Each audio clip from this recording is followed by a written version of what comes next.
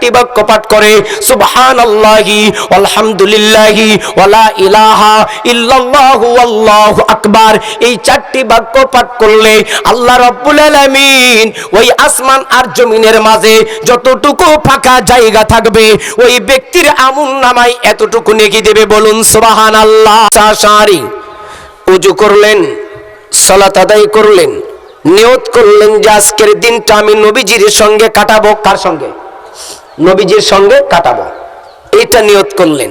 চলে গেলেন, যে যাওয়ার পরে নবীজি একটি বাগানের মধ্যে ছিলেন। আবু মুসা আশারি বাগানের মধ্যে প্রবেশ করলেন। প্রবেশ করার পরে সালাম দিলেন। নবীজি বললেন, কে? বলে, আমি আবু মুসা আশারি। জি বলো, কি খবর?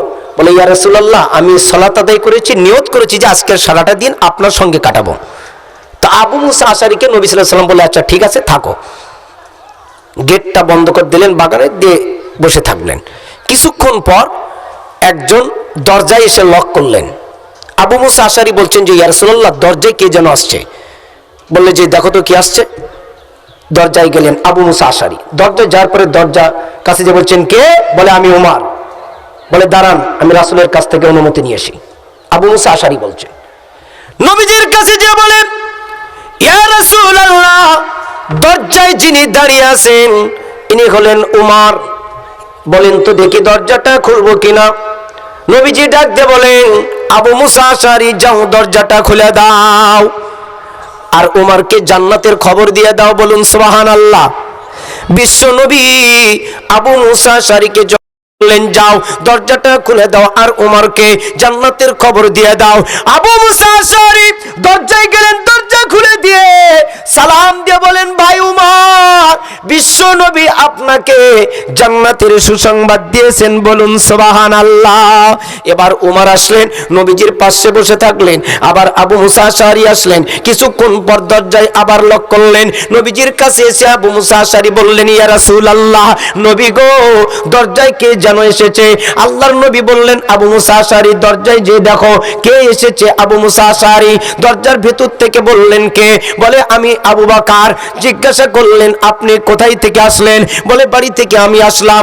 আবু মুসা আশারি নবীজির কাছে আসলেন, বললেন যে, ইয়া রাসূলুল্লাহ, দরজায় যিনি এসেছেন তিনি হলেন হযরতে আবু বকর। বিশ্ব নবী ডাক দিয়ে বললেন, রে আবু মুসা আশারি, যাও যাও দরজাটা খুলে দাও আর আবু বকরকে জান্নাতের খবর দিয়ে দাও। বলুন সুবহানাল্লাহ। আবু মুসা আশারি দরজা খুলে দিয়ে সালাম দিয়ে বলেন, খুশামদিদ ভাই, আল্লাহর নবী আপনাকে জান্নাতের সুসংবাদ দিয়েছেন। বলুন সুবহানাল্লাহ।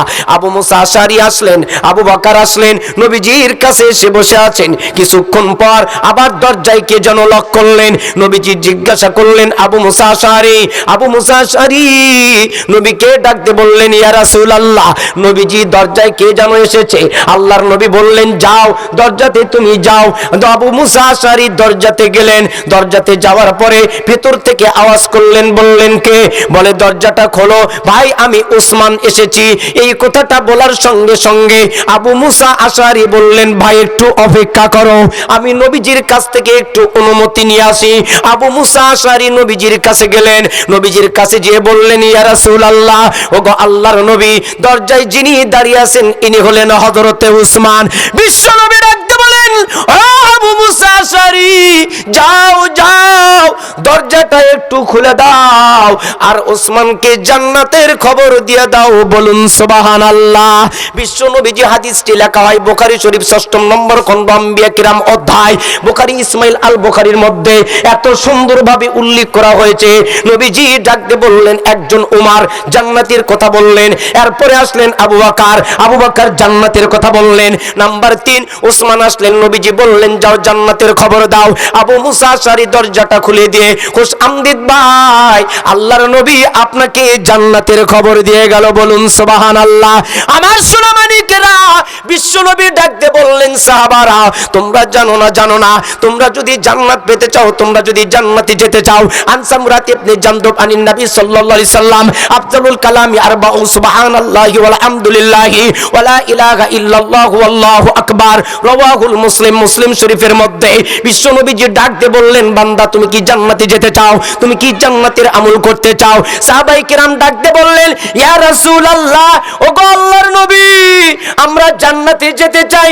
আল্লাহর নবী বললেন তোমরা যদি আমল করো তাহলে আল্লাহ পাক তোমাদেরকে জান্নাত দেবে, বলুন সুবহানাল্লাহ।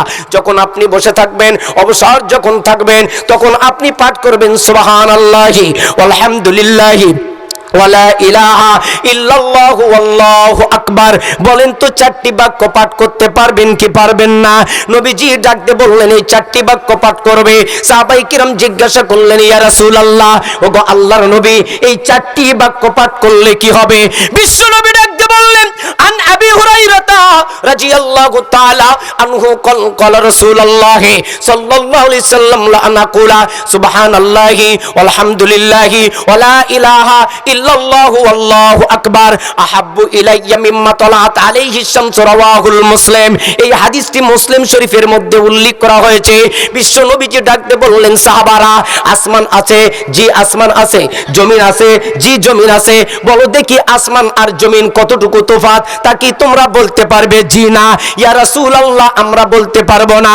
বিশ্ব নবী ডাকতে বললেন ওরে সাহাবারা, যদি কোনো ব্যক্তি চারবার যদি এমনি করে এই চারটি বাক্য পাঠ করে সুবহানাল্লাহি আলহামদুলিল্লাহি ওয়ালা ইলাহা ইল্লাল্লাহু আল্লাহু আকবার, এই চারটি বাক্য পাঠ করলে আল্লাহ রাব্বুল আলামিন ওই আসমান আর জমিনের মাঝে যতটুকু ফাঁকা জায়গা থাকবে ওই ব্যক্তির আমলনামায় এতটুকু নেকি দেবে, বলুন সুবহানাল্লাহ। এইবার নবীজি যখন বললেন সাহাবা এই ফাঁকা জায়গাটুকু আল্লাহ পাক নেকি দিয়ে ভরপুর করে দেবে, এইবার নবীজি ডাক দিয়ে বললেন সাহাবারা আরেকটি কথা আমি তোমাদের বলে যাই। আন্না জাবির রাদিয়াল্লাহু তাআলা আনহু ক্বালা রাসূলুল্লাহ সাল্লাল্লাহু আলাইহি সাল্লাম মান ক্বালা সুবহানাল্লাহিল আযীম ওয়া বিহামদিহি গুরিসাত লাহু নাখলাতু ফিল জান্নাতি রাওয়াহু তিরমিজি। বিশ্ব নবীজি ডাক দিয়ে বললেন ছোট দুটি বাক্য তুমি পাঠ করো। কিলা ইয়া রাসূলুল্লাহ এই ছোট দুটি বাক্য পাঠ করলে কি হবে? আল্লাহর নবী ডাক দিয়ে বললেন ছোট দুটি বাক্য যদি তুমি পাঠ করো আল্লাহ রাব্বুল আলামিন এই ছোট দুটি বাক্যের বদলাতে আল্লাহ পাক একটি জান্নাতের মধ্যে একটি খেজুর গাছ দেবেন, বলুন সুবহানাল্লাহ। কিলা ইয়া রাসূলুল্লাহ এই ছোট দুটি বাক্য কি আমাদের বলুন। নবীজি ডাক দিয়ে বললেন সুবহানাল্লাহিল আযীম ওয়া বিহামদিহি সুবহানাল্লাহিল আযীম ওয়া বিহামদিহি। ওগো আল্লাহর নবী এই ছোট দুটি বাক্য পাঠ করলে আল্লাহ পাক আমাদের কি দিবে?